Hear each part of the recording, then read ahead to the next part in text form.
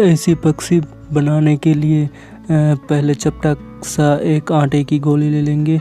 उसके बाद उसको मोड़ लेंगे दो तरफ से और उसको दो तरफ से दबा देंगे। उसके बाद उसको चपटा कर देंगे चम्मच की मदद से। उसके बाद उसकी सामने की तरफ दो आँखें लगा देंगे। उसके बाद कैंची की मदद से चीरा लगा के मुंह बना देंगे। उसके बाद उसके ऊपर एक फल जैसा उसके पंख डाल देंगे। उसके बाद मिर्ची उसके मुंह में मिर्ची डाल देंगे। उसके बाद दो तरफ कट लगा के उसके पंख बना देंगे और ये हो गया हमारा प्यारा सा नन्हा मुन्ना पक्षी, छोटा सा पक्षी।